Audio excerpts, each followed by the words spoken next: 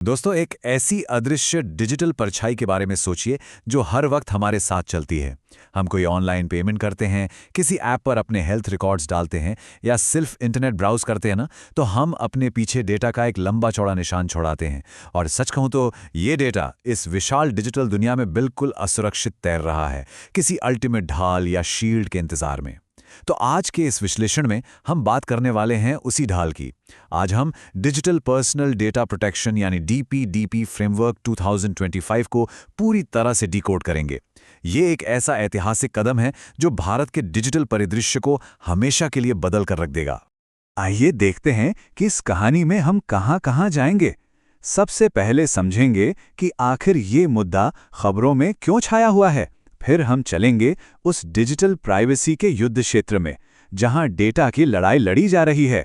दरअसल ठीक 2 मई 2026 वो तारीख होने वाली है जब भारत सरकार द्वारा डिजिटल पर्सनल डेटा प्रोटेक्शन यानी डीपीडीपी रूल्स 2025 को हुआ ये है कि ministry of electronics and information technology, जिसे हम माइटी भी कहते हैं, उन्होंने सभी छोटे बड़े संगठनों को इन नियमों का पालन करने के लिए 18 महीने का एक चरणबद्ध यानी फेज्ड विंडो दिया है। ये समय इसलिए दिया गया है ताकि डेटा प्रोसेस करने वाली कंपनियां अपने पुराने सिस्टम को पूरी तरह से बदल सकें। सोचिए, ये इस पूरे सिस्टम के लिए एक बहुत बड़े उत्प्रेरक यानी कैटलिस्ट का काम कर रहा है। अब आते हैं मुद्दे पर। आज के दौर की डिजिटल प्राइवेसी दरअसल एक नया युद्ध क्षेत्र बन चुकी है। आधुनिक इंटरनेट को अब सिर्फ एक नेटवर्क मत समझिए, ये एक ऐसी एक्चुअल बैटलफील्ड है जहां बिना चेहरे वाले हैकर्स हमारी और आपकी असुरक्षित आइडेंटिटीज की तलाश में घात लगाए बैठे हैं। और इस खतरे का स्केल क्या है, जरा इस आंकड़े पर गौर कीजिए।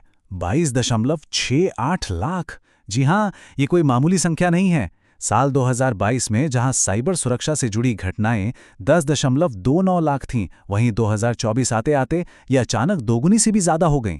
ये छलांग बिल्कुल चौंका देने वाली है। इन हमलों के सबसे बड़े शिकार हमारे समाज के सबसे कमजोर वर्ग बन रहे हैं, जैसे बच्चे और बुजुर्ग। और बात सिर्फ यहीं तक नहीं रुकती।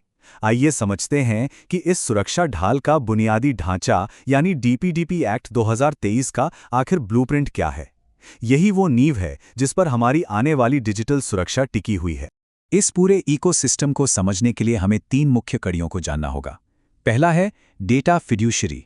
इसे आप एक भारी सुरक्षा वाली डिजिटल तिजोरी समझ लीजिए जहां जानकारी रखी जाती है। दूसरा है डेटा प्रिंसिपल, यानी इस देश का नागरिक जो उस खजाने का असली और एकमात्र मालिक है। और तीसरा है कंसेंट मैनेजर या सहमति प्रबंधक। ये वो मजबूत पुल है जो मालिक को उसकी तिजोरी से जोड़ता है।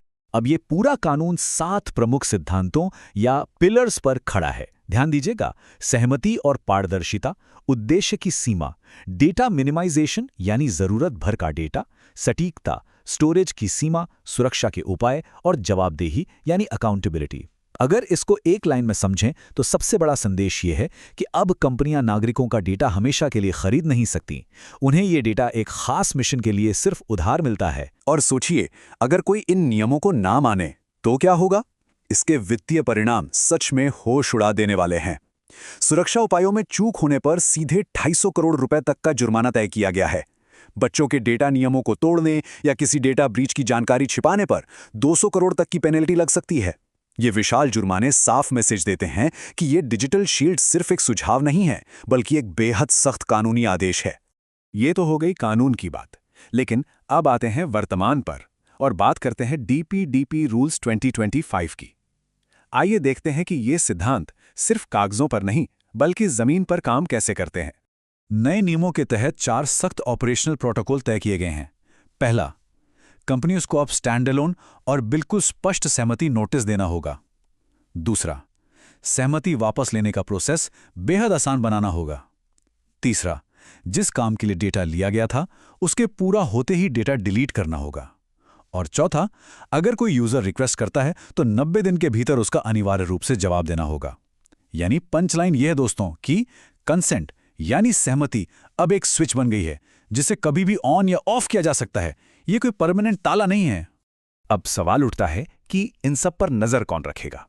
इसके लिए data protection board of India यानी डीपीबीआई का गठन किया गया है। 4 सदस्यों वाली ये संस्था एक तरह से इस पूरे इकोसिस्टम का एक सतर्क वॉच टावर है जो अनुपालन की निगरानी करेगा और जुर्माने लगाएगा। एक और अहम फैक्ट नोट कर लीजिए। अगर कोई इस बोर्ड के फैसले से असहमत है तो वो अपनी अपील सीधे telecom dispute settlement and appellate tribunal यानी TDSAT में कर सकता है। इसमें कुछ खास सुरक्षा उपाय भी हैं। जो बड़ी टेक कंपनियां हैं उन्हें सिग्निफिकेंट डेटा फिड्यूशियरी या SDFs की श्रेणी में रखा गया है। इन पर बोझ थोड़ा ज्यादा है। इन्हें लाजमी तौर पर हर साल डेटा प्रोटेक्शन इंपैक्ट असेसमेंट जिसे DPIA कहते हैं और स्वतंत्र ऑडिट कराना ही होगा। तो इस विश्लेषण के अंत में एक बहुत ही गहरा सवाल हमारे सामने खड़ा होता है।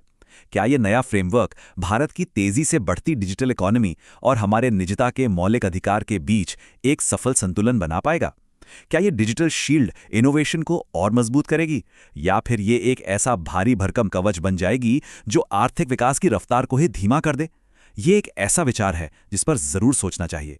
आप लोग इस विषय पर और पढ़ें और जानिए, क्योंकि ये आखिरकार हमारे और आपके डेटा की ही बात है।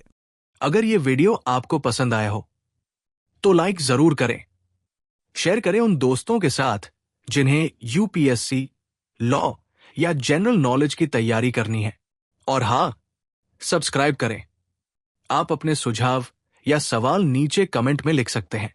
UPSC एंड कॉम्पिटिटिव एग्जाम की गाइडेंस या मेंटरशिप के लिए संपर्क करें। Our contact information is given in description. धन्यवाद। मैं हूं कृणाल ठाकुर। मिलते हैं अगले भाग में। जय हिंद।